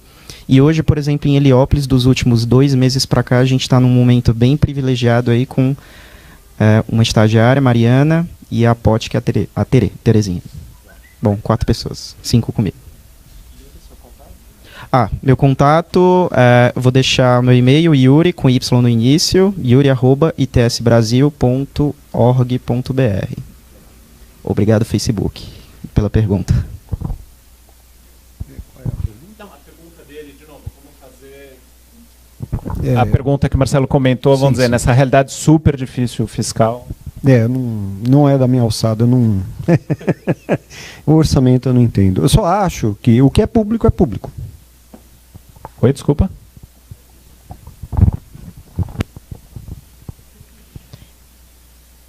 Marcelo, acho que a gente pode tomar um café para poder responder essa pergunta, porque eu acompanhei minha mãe nessa situação, né? E aí eu acho que a postura dela é muito interessante. Ela tem uma metodologia que funcionou, talvez sirva para você. Eu posso te contar o que ela fez depois. Então, bem, para quem quiser, todo mundo fica convidado para um café. O ateliê fica na Rua Harmonia 797. E meu contato é tem no meu site, linalopes.info, ou vocês podem me mandar um e-mail no lina@lilo.zone. Né? Lilo.zone é o nome do ateliê, vocês imaginam o porquê, né? Também tem um site, lilo.zone, se vocês quiserem acessar. Tá bom? Obrigada. Bom, respondendo não, na verdade buscando a resposta para a pergunta do Marcelo, até me convidando para o café com vocês também, porque a gente passa por esse problema aqui, buscando a ampliação da rede, conversando com a iniciativa privada, e realmente não é muito fácil, não. Confesso que a gente já conversou com mais de 10 empresas e o retorno não foi tão fácil quanto imaginávamos. E principalmente porque a gente não quer perder a característica de ser um Fab Lab público. A gente não quer, o nosso objetivo realmente é atender a população que precisa. Um conceito interessante talvez seja visitar o Ocean. Não é um Fab Lab, mas é um laboratório de inovação que fica na USP, em parceria com a Samsung. Respondendo uma pergunta, é do Facebook essa pergunta? Quanto custa a instalação de cada Fab Lab e quanto a manutenção? Aí varia um pouquinho do modelo de Fab Lab. Se é um Fab Lab pequeno ou se é um Fab Lab grande. Em equipamentos, um Fab Lab pequeno, em torno de 80 a 90 mil reais. Um Fab Lab grande, 280 mil reais. Para montar, só em equipamentos. Isso, a diferença é a quantidade de equipamentos que cada um tem. Um tem 3 impressoras 3D, outro tem 2, outro tem uma fresadora de pequeno porte, outro de grande porte. Mas o potencial de criar inovação de prototipar é praticamente o mesmo nos dois. O custo de manutenção deles, o custo operacional, laboratório pequeno 14 mil, laboratório grande 24 mil reais. Mensal. Legal. Tá. Ok. E é isso, Fabiano Martucci, @prefeitura. Contato. Legal. Muito obrigado. Ok, eu queria agradecer então todo mundo que veio aqui compartilhar com a gente, agradecer todo mundo aqui que esteve aqui e também no Facebook, em especial o pessoal do G9, o Laboratório de Inovação lá do Governo Federal, que fez várias dessas perguntas aí pra gente. Muito obrigado. Até logo.